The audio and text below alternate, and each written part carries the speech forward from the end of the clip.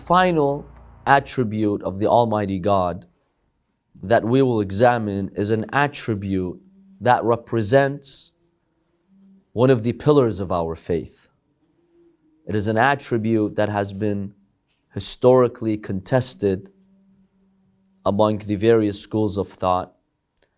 It is one of the defining features of the Ahl al-Bayt school of thought when we affirm this very important attribute of Allah subhanahu wa ta'ala. This attribute is the justice of God. Is Allah subhanahu wa ta'ala just? Does He have to be just or no? This is a very important discussion that theologians, philosophers, scholars have debated historically, especially during the 2nd century in the Islamic calendar, during the days of Al-Imam Al-Baqir, Al-Imam Al-Sadiq, Al-Imam Al-Kadhim, Al-Imam Al-Rida, peace be upon them. This was a very heated debate, and it continues until today. There are many discussions that are based on the justice of Allah subhanahu wa ta'ala. The most important of them being free will and predestination. Do we have free will? Is there predestination or not? This discussion actually is related to the discussion on the justice of Allah subhanahu wa ta'ala. One of the names of Allah subhanahu wa ta'ala is Al-Adl. Adl in Arabic means justice. So one of the names for God is justice. We have Adil and Adl. Adil is a word that you use to describe someone as being Adil, someone who is just. Ism fa'il in Arabic, it's a description that you use to refer to someone who is Adil, who is just. Adil is actually the noun, the root word of it. Masdar.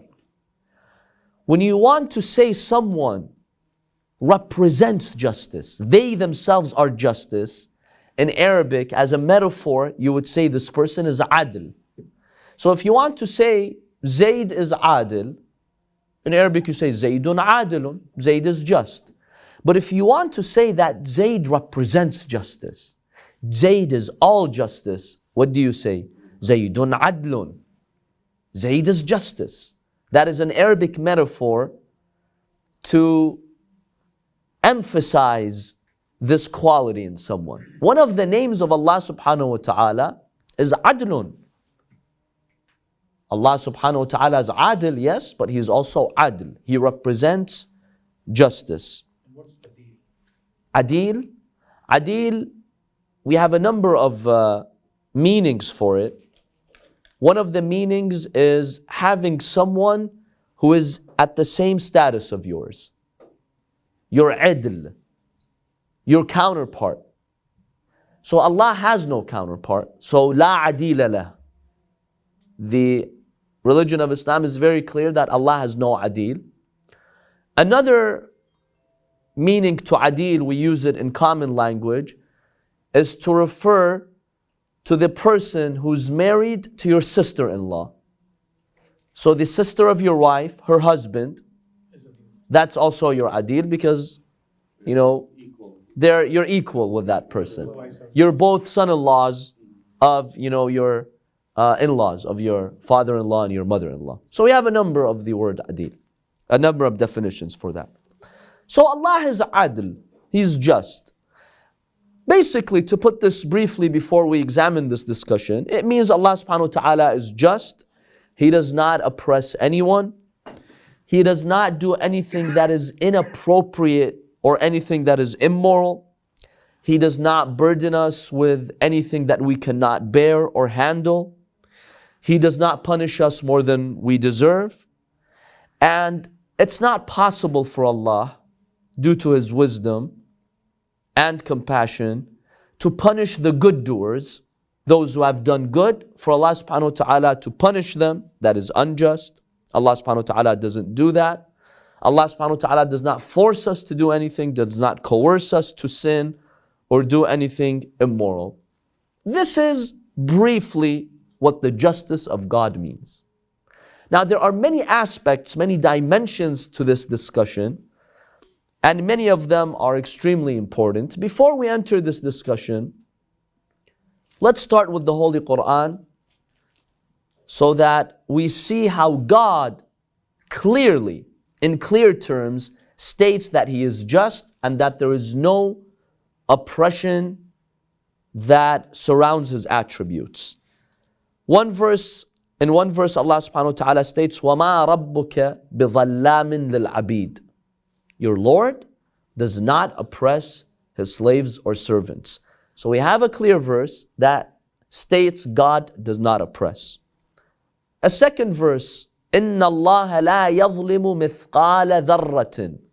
God does not oppress the size of an atom, dharra, a small particle. Even to that extent, that small extent, God does not oppress anyone. In another verse, Allah subhanahu wa ta'ala says, وَلَا تُكَلَّفُ نَفْسًا إِلَّا وُسْعَهَا. Allah subhanahu wa ta'ala will not burden any soul except that which it can handle, that which it can bear. وَلَدَيْنَا كِتَابٌ يَنْطِقُ بِالْحَقِّ وَهُمْ لَا يُظْلَمُونَ. And we have a book that speaks the truth, and they shall not be oppressed. So the Holy Quran is very clear that the Almighty God does not oppress. Yes, I can give you the reference. I can send you the references. We can send them in the group so we have the exact references of these verses. So these are clear verses in the Holy Quran in which Allah subhanahu wa ta'ala states there is no oppression. Yet, there are schools of thought, Muslim schools of thought, who insist that God can oppress. If He likes to, He can oppress anyone He wants. So we do have schools of thought who clearly state that God is free to oppress whomever He wishes. God can commit acts of injustice. God can burden us more than we can bear, more than we can handle. All of that God can do. He's the all-powerful, He owns the universe, He can do whatever He wants. The Ash'aris say that, we'll examine their view.